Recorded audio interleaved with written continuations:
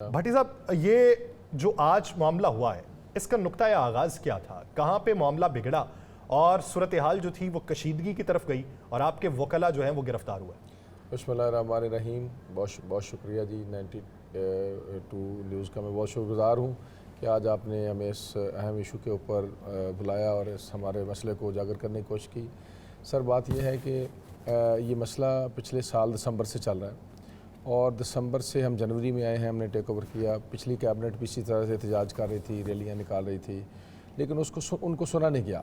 हमने भी भरपूर कोशिश की। जब हम आए 13 जनवरी के बाद तो हमने चीफ जस्टिस पाकिस्तान से तकरीबन कोई 8-9 मीटिंग्स की। इसी तरह से सीनियर जजेस हाई कोर्ट और चीफ जस्टिस फार्मर और मौजूदा चीफ जस्टिस से 12 दीगर मीटिंग्स की और तमाम मीटिंग्स के अंदर जो है कन्विंस किया और हमारी बात को माना गया कि जो कोर्ट्स का क्लस्टर इसलिए एक जगह पे होना ज़रूरी है कि मेट्रोपॉलिटन सिटीज़ में जहाँ रशी एरिया होता है वहाँ अगर वकील का वक्त रोड्स के ऊपर ज़ाया हो रहा है तो इसका मतलब है ये लिटिगेंट का वक्त ज़ाया हो रहा है। तो आप कोर्ट्स के क्लस्टर को एक जगह पर रखें, जैसे कराची के अंदर है। आपके 4 अजला की कोर्ट्स जो हैं वो कराची में एक ही जगह पे हैं। अंडर वन रूफ चारों सेशन जजेस बैठते हैं और वकला जो हैं तमाम अजला के जो लोग हैं उनको अपनी सर्विसेज एक्सटेंड करते हैं और लोगों के लिए भी आसानी है कि अंडर वन रूफ जो अपनी सारी वो जो है वो राइट ऑफ चॉइस ऑफ जो लॉयर है, फेयर ट्रायल की उसका राइट है, सारी चीज़ उसको दस्तियाब है। इसी तरह से इस्लामाबाद में 2 अजला हैं और एक ही कोर्ट्स का क्लस्टर है। इसी तरह हमारे साथ वाले मुल्क में आप देख लें, पंजाब में और हरियाणा का जो सूबाई दारुल खिलाफा चंडीगढ़ है, उनकी हाई कोर्ट जो है दोनों सूबों की एक है, एक ही चीफ जस्टिस है, एक ही क्लस्टर के अंदर कोर्ट्स हैं और वकला जो है आके वहाँ दोनों सूबों के अपने लिए इंसाफ के मामलात को करते हैं। तो सर, गुजारिश ये है कि जब ये मसला मुसलसल चला जा रहा था तो बार बार कहने के बावजूद, बार बार रिक्वेस्ट के बावजूद कि आप इस मसले को हल करें, बजाय इसके कि उस मसले को हल करते, उन्होंने चीफ जस्टिस साहब ने वकला के ख़िलाफ़ पिछले साल की कुछ छोटे छोटे वाक़यात जो जिनका कोई वजूद भी नहीं था उनके ऊपर वकला के ख़िलाफ़ दहशतगर्दी के FIRs का अंदराज करना शुरू कर दिया। उसमें एक FIR के कंटेंट्स ये हैं कि जनाब वकील साहब ने अहमद से फ़ाइल मांगी पढ़ने के लिए, वो देने के लिए राज़ी नहीं था तो ये दहशतगर्दी हो गई। इसी तरह से एक मलक जवाद है हमारा एडवोकेट, तो उसके ख़िलाफ़ ये है कि उसने जज को मौका लहराया तो दहशतगर्दी हो गई।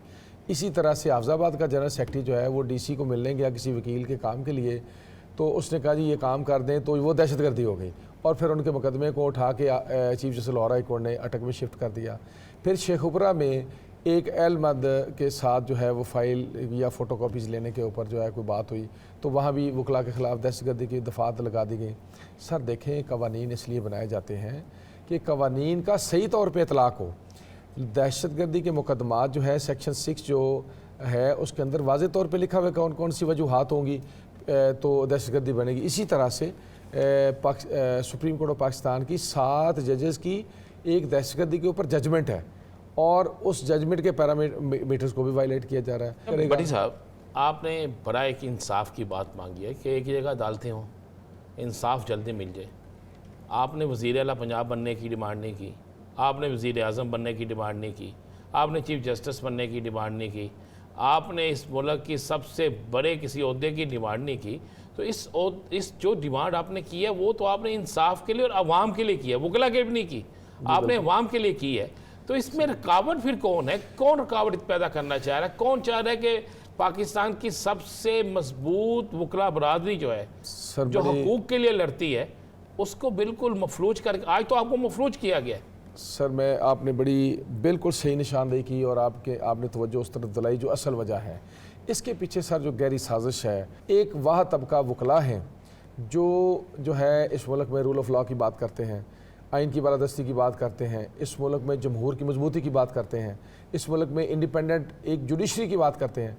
तो इस आवाज़ को भी दबाया जा रहा था, इसका गला बल्कि मैं समझता हूँ घोंटा जा रहा था और इसलिए उन्होंने एक साजिश की कि वकला को आप चूँकि लाहौर बार एसोसिएशन एशिया की सबसे बड़ी बार एसोसिएशन है, तो यहाँ से चलने वाली हर तहरीक, वो बेशक ह्यूमन राइट्स के हवाले से हो, बेशक वो 2007 वाली जजेस बहाली की तहरीक हो, बेशक वो इस मुल्क में आइन की बालादस्ती के हवाले से चलने वाली कोई भी तहरीक हो, तमाम तहरीकें पाकिस्तान के किसी भी कोने से चली तो कामयाबी के जीने उससे लाहौर से चढ़े। इन्होंने साजिश के तौर लाहौर के वकला को पूरे शहर में स्कैटर्ड करने का प्लान एक चाक आउट किया। भट्टी साहब, अब तक मजमूई तौर पे गिरफ्तारियां कितनी हैं? यानी एक आम वकला कम्युनिटी के फ़र्द के अलावा क्या कोई बड़ा ओहदेदार भी गिरफ्तार हुआ है? क्योंकि एजाज सुमरा साहब वो जो बार के उम्मीदवार भी हैं, लाहौर बार के, मैं अर्ज़ करता हूँ सर, मेरे मेंबर पंजाब बार काउंसिल, सबसे पहली बात तो ये है कि मेरे दोनों सेक्रेटरी राना नईम साहब जनरल सेक्रेटरी और तहसीन साहब मेरी कैबिनेट के जो मेंबरान हैं सेक्रेटरी, दोनों गिरफ़्तार हैं। इसके अलावा मुबशर रहमान साहब मेंबर पंजाब बार काउंसिल, वो गिरफ़्तार हैं।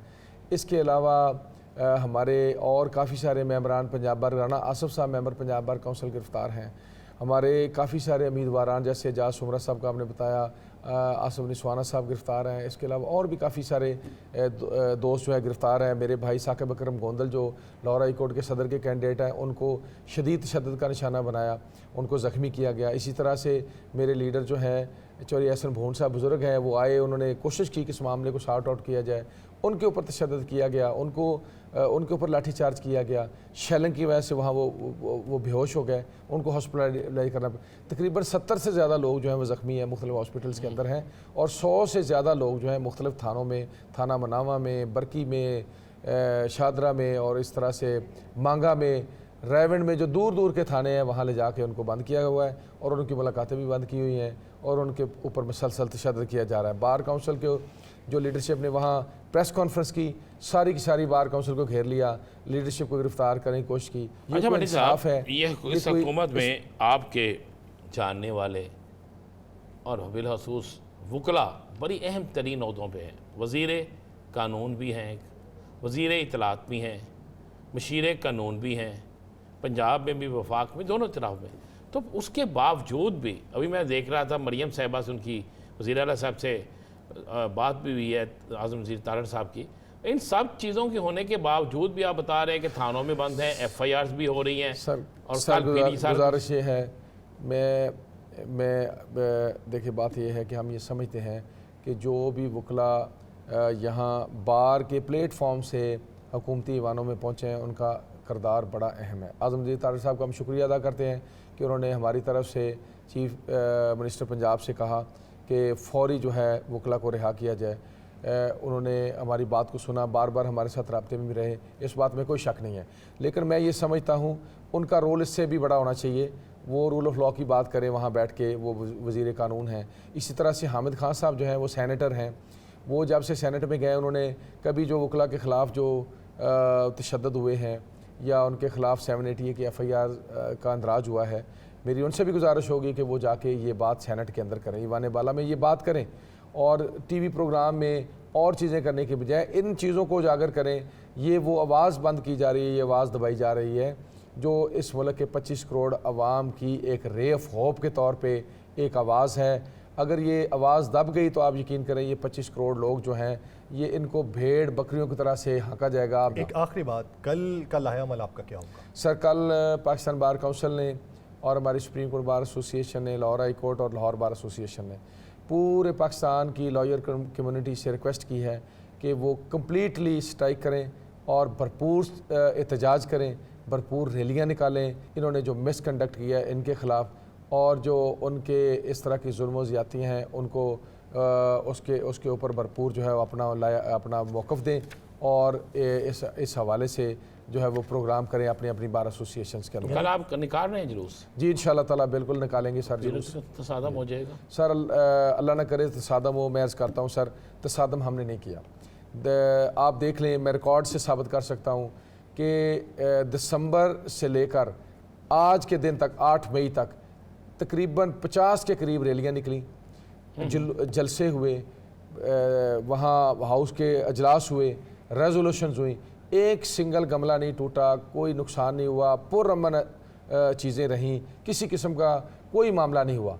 अगर आज होना था तो इसका मतलब ये है कि ये वही वाक़या है जिसके पीछे इनका गुस्सा है ज़ाती तौर पे।